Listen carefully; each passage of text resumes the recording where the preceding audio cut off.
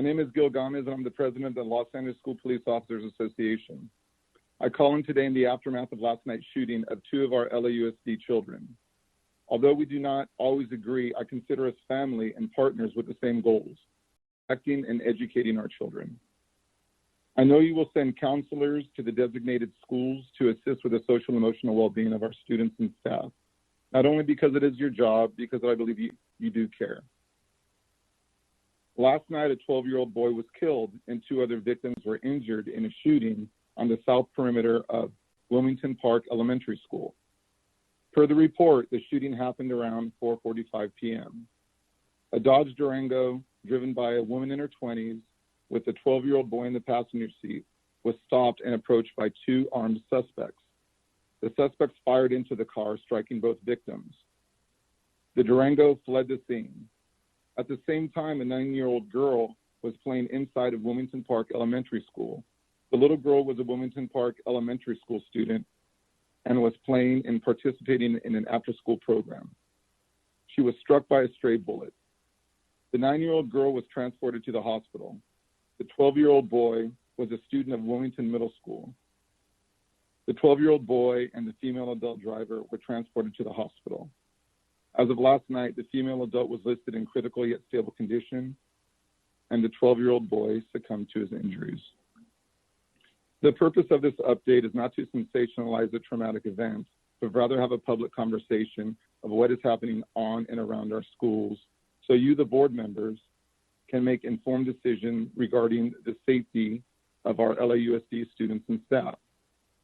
It is important to point out that there were two types of bullets found at the scene, a 9mm bullet and a .223 caliber bullet. The 9mm bullet may have been shot from a handgun, which is bad enough, but the .223 caliber bullet was shot from a rifle. The .223 caliber bullet is used during war. And make no mistake, these streets are at war and our children attend schools in these same areas.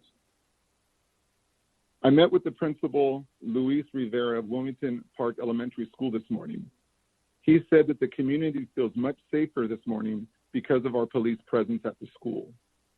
Principal Rivera asked if the staff could receive trauma first aid to assist in gunshot wounds. He stated, and I agreed, that your average person does not know what to do when an incident such as a gunshot wound happens to a person.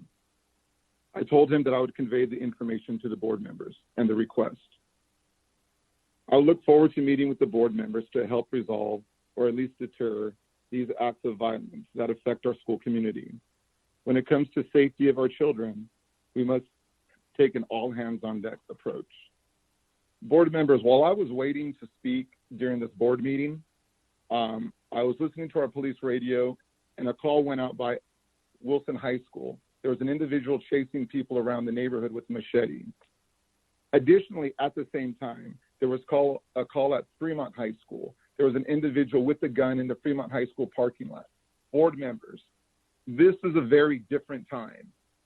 The criminals understand, and I'm not talking about children, I'm talking about the criminals understand that our schools are unprotected, we have been defunded, and our officers are going from location to location to protect these children. Ms. Franklin, I know you are a very new board member and you have been tasked with being a board member over an area that is at war with each other. They have a gang war going on, and our poor children are getting caught in the middle of it.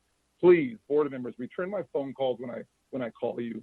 It must be an all-hands-on-deck approach, and I apologize for my frustration, but you know it is not nice to go and see our children transported to the hospital.